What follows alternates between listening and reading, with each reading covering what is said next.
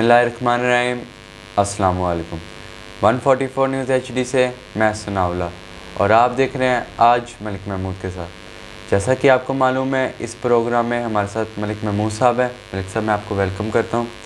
जैसा कि मलिक साहब, सूबाई वज़ीर इत्तलात चौहान साहब की मिनिस्ट्री वापस ले ली गई, इस बारे में आपकी क्या राय है? बिस्मिल्लाहिर्रहमानिर्रहीम।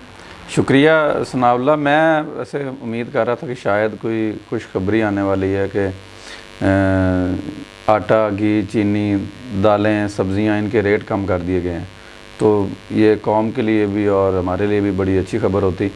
तो वजारतें तब्दील करने से अवाम को तो कोई रिलीफ़ नहीं मिल रहा ना, या ना ही अवाम का इससे कोई तल्लक है कि कौन वज़ीर इत्तलात है, कौन नहीं है, या कौन सा चेहरा आ रहा है नई वजारत के लिए नाम जो है। इसमें असल जो चीज़ है वो ये है कि बदकिस्मती से पाकिस्तान में जो ख़ास तौर पे इत्तलात और नशरियात की वजारत है, इसके लिए उस बंदे को चुना जाता है जो अपोजिशन के लिए गालम गलूच कर सके, खुले दिल के लिए, खुले दिल से, और हुकूमत को का दिफा जो है वो चाहे हुकूमत जो मर्ज़ी करे उसका दिफा बड़े ज़बरदस्त तरीके से करे। तो मेरे हिसाब से इस वजारत का नाम वजारत इत्तलात व नशरियात की बजाय वजारत गालम गलूच और वजारत दिफ़ाए हुकूमत होना चाहिए, क्योंकि दो ही काम करने होते हैं इस वजारत ने। या फिर तीसरा काम करना होता है वो मीडिया के इश्तिहारात हैं, उन पे मतलब मीडिया को कंट्रोल करने के लिए जो है वो सारा इसको मैनेज अमल दखल होता है। अदरवाइज़ इसका काम इतना ख़ास पाकिस्तान में इसकी वजारत बड़ी अहम है, लेकिन सिर्फ गालम गलूच और हुकूमती दिफा के लिए ये वजारत मखसूस होकर रह गई है पाकिस्तान में। तो चौहान साहब चले गए हैं। वैसे तो बड़े उनकी जो मैंने दो नाम लिए हैं, गालम गलूच और दिफा हुकूमत, इसमें तो वो बड़े मतलब महारत रखते थे। मुझे नहीं समझ आई कि उन्हें क्यों हटा दिया गया, उनकी तो ज़बरदस्त क्वालिफ़िकेशन थी इसमें। तो लेकिन आपा भी कम नहीं है, आपा फिरदौस शकावान साहब, वो भी माशाल्लाह मतलब इनसे भी दुआ था आगे हैं, वो मरकज़ में भी रह चुकी हैं, उनका बड़ा एक्सपीरियंस है, तो उनको लाया गया। अल्लाह ताला उन्हें कामयाब करे, हम यही कह सकते हैं। तो दुआ ये करेंगे कि कुछ ऐसा हुकूमत काम करे कि जिससे अवाम को रिलीफ़ मिले। वजारतें चेंज करने से इसका अवाम को तो कम से कम इससे फ़ायदा नहीं हो रहा। दूसरा ये हमज़ा शहबाज शरीफ, मरीम नवाज़ और शहबाज शरीफ साहब की अदालत में मुलाकात हुई है, इस बारे में आपकी क्या राय? हाँ जी, आज बड़ा ज़बरदस्त, बड़ा जज्बाती मनाजर थे साहब अदालत में, जब मरीम नवाज़ शरीफ साहबा तशरीफ़ लाई हैं और उन्होंने हमज़ा शहबाज को गले लगा लिया, फिर उसको थपकी दी उनको, और फिर मियाँ शहबाज शरीफ साहब को मिली, गले मिली, और फिर उन्होंने मीडिया से बात करते हुए भी कुछ बातें की कि शीन, मीम और नून जो हैं वो अलग नहीं हैं, ये एक ही हैं, तो और शरीफ फैमिली में कोई इख्तलाफ नहीं है। तो इसमें एक चीज़ बड़ी क्लियर है, मैं ज़ाती तौर पे ये जानता हूँ कि जो PMLN है, या आप कह लें कि शरीफ फैमिली, PMLN नहीं, शरीफ फैमिली हमेशा से मुत्तहद थी। इसमें बच्चों की हद तक कुछ इख्तलाफात हो सकते हैं, वो भी माइनर किस्म के हैं वो, लेकिन एक चीज़ बड़ी क्लियर है कि जब तक मियाँ नवाज़ शरीफ और मियाँ शहबाज शरीफ हैं, अल्लाह ताला उनको ज़िंदगी से तंदरुस्ती दे, लंबी ज़िंदगी दे, तब तक ये फैमिली बिखरेगी नहीं। ये मेरा तज़िया है। जी, ये फैमिली मुत्तहद है और एक ही रहेगी। एंड ऑफ द डे जो मियाँ साहब फैसला करेंगे, मियाँ नवाज़ शरीफ, वही फ़ैसला पूरी फैमिली उसको मानेगी, और वही फ़ैसला PMLN का फ़ैसला होगा। क्योंकि इसकी माजी में भी बड़ी ज़बरदस्त मिसालें मौजूद हैं। एक डिक्टेटर ने भी कोशिश की थी कि मियाँ शहबाज शरीफ को उन्होंने तब गवर्नमेंट बनाने के लिए ऑफ़र किया था कि आप गवर्नमेंट बना लें, आ जाएँ और अपने भाई को छोड़ दें, तो उन्होंने तब भी इनकार कर दिया था।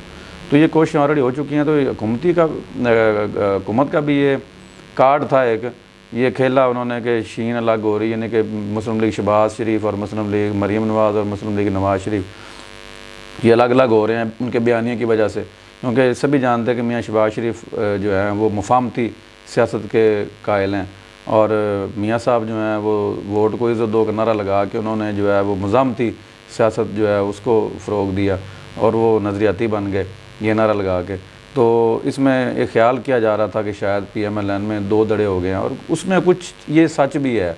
PMLN की बात मैं कर रहा हूँ, शरीफ फैमिली की बात मैं नहीं कर रहा। शरीफ फैमिली वाकई मुत्तहद है, इसमें कोई शक नहीं है। मरीम नवाज़ शरीफ साहबा का बिल्कुल ये एग्जैक्ट उन्होंने सही कहा है, शरीफ फैमिली में कोई तज़ाद नहीं है, कोई इख्तलाफ नहीं है। छोटी छोटी चीज़ें तो फिर हर घर में होती हैं, फैमिलीज़ में होती हैं, उनको इतना नहीं संजीदा लेना चाहिए कि आप ये समझें कि शायद मियाँ साहब के जो फ़ैसले हैं उनको वो नहीं मानेगी। ये ऐसी बात नहीं है।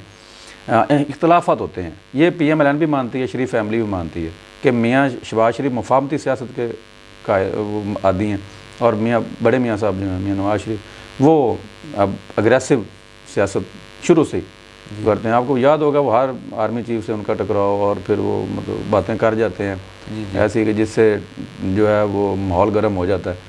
तो ये इस हद तक इख्तलाफ ज़रूर है, और ये बहन भाइयों में होता है। अदरवाइज़ बतौर जमात PMLN कोई इख्तलाफ नहीं है, और फैमिली में भी कोई इख्तलाफ नहीं, बात उनकी दुरुस्त है। मलिक साहब, PDM के एहतजाज का अब हल क्या है? PDM का एहतजाज मैंने जैसे पहले भी कहा था कि बड़ा ख़तरनाक स्टेज पे पहुंच गया। इस पे मैं एक तजवीज़ दूँगा ज़ाती तौर पे, इनफैक्ट 2-3 तजावीज़ हैं। एक सहाफ़त का तालिब इल्म होने के नाते कि सबसे पहला तो ये है कि मैंने पहले भी कहा था कि इस्टेब्लिशमेंट को एक कदम आगे आना पड़ेगा, और यहाँ पे जो पोजीशन है वो ये है कि तीनों जो फ़रीक़ैन हैं अगर वो एक कदम पीछे हटते हैं तो उनको ऐसे लगता है कि ये शायद हमारी ये इसमें बेइज्जती होगी, या लोग ये समझेंगे शायद ये कंप्रोमाइज़ हो गया। जैसे गवर्नमेंट में जो प्राइम मिनिस्टर हैं इमरान खान साहब, अगर वो स्टेप बैक करते हैं तो एक तासर ये जाएगा कि शायद खान साहब ने NRO दे दिया या वो कंप्रोमाइज़ कर लिया जी। वो इस डर से आगे नहीं जा रहे, और अपोजिशन जो है वो आगे एक कदम पीछे इसलिए नहीं हो रही कि उन्हें पता है अगर हम एक कदम पीछे हो तो वो कहेंगे लो जी बस है इसी कहते सी भी आते जनाब कोई ताज नहीं रहना, टूट गया जब देख लो जी, एक नहीं है। इस्टेब्लिशमेंट जो है वो पीछे अगर नहीं हट रही अब तक, तो इसलिए कि उनके लिए भी एक ज़ाहिर है उनको नाम ले के उनका जो है उनको क्रिटिसाइज़ किया जा गया है और किया जा रहा है, तो उनके लिए पीछे हटना भी मुश्किल है जी। तो इस माहौल में मैं समझता हूँ कि चीफ जस्टिस ऑफ पाकिस्तान को सो मोटो एक्शन लेना चाहिए 184(3) के तहत, और उसमें लाजमी नहीं कि वो PDM के किसी जलसे पे सो मोटो लें।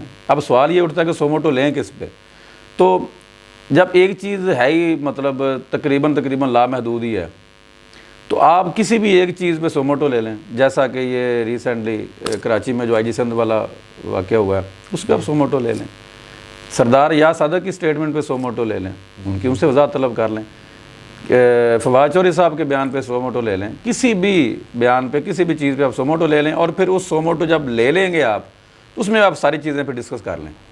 अब वैसे तो कॉन्स्टिट्यूशन आपको इजाज़त नहीं देता कि आपकी इंटरवेंशन हो किसी भी चीज़ में, सियासत में या दीगर चीज़ों में, लेकिन आप इस तरीके से, ये मैं तालिब इल्म होने के नाते ये मेरी तजवीज़ हो सकती है कि आप किसी भी एक चीज़ पर सो मोटो लें और उसमें फिर सारी चीज़ें डिस्कस कर लें वहाँ पे।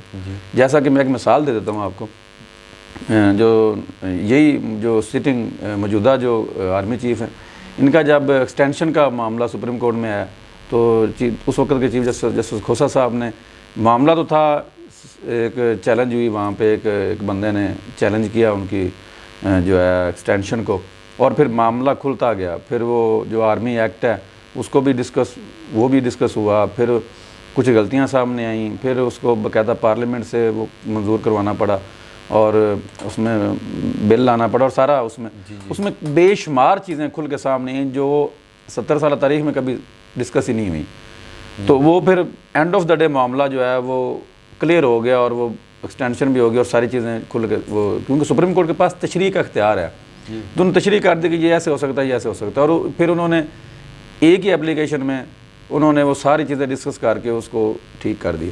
तो इसमें भी आप मौजूदा honourable chief justice of Pakistan इसमें किसी भी एक चीज़ पे सो मोटो लें और उसमें सारी चीज़ें डिस्कस कर लें, डिस्कस करके तो इनको जो है मामले को हल कर दें, अदरवाइज़ ये तबाही की तरफ जा रहा है। और दूसरी बात ये है, दूसरी तजवीज़ ये है कि फिर जो है स्टेप बैक करें जी, हर जो फरीक है वो एक एक कदम पीछे हटें, तो फिर ये बात हो सकती है। अब एक नई बहस छिड़ गई है, मियाँ साहब ने ट्वीट किया शायद कि जी वो 10 दिन की बजाय 2 हफ्ते हो गए हैं, अभी तक वो जो सिंध का जो आर्मी चीफ़ ने कमेटी बनाई थी इन्वेस्टिगेशन करने के लिए, वो भी इंक्वायरी के लिए, तो अभी तक उसकी रिपोर्ट नहीं आई, जबकि 10 दिन में रिपोर्ट आनी थी। तो इस तरह की चीज़ें जो हैं वो अब फिर सामने आएंगी। तो इसलिए मुल्क, पहले भी मैं कहता हूँ कि मुल्क हमारा जो पाकिस्तान है वो इस वक्त किसी भी ऐसे रवैये का मुकम्मल नहीं हो सकता कि जिससे मज़ीद हम खराबी की तरफ जाएं। तो इसमें किसी बड़े को, मतलब कुछ बड़े तो ऑलरेडी मतलब वो फरीक बन गए हैं, तो किसी और बड़े को इसमें रोल प्ले करना चाहिए और इस मामले को ठीक करना चाहिए, मेरे से मुल्क के लिए, पाकिस्तान के लिए। बहुत बहुत शुक्रिया आपके टाइम का। 144 न्यूज़ HD से फिल वक्त इतना ही इजाज़त चाहता हूँ। खुदा हाफ़िज़।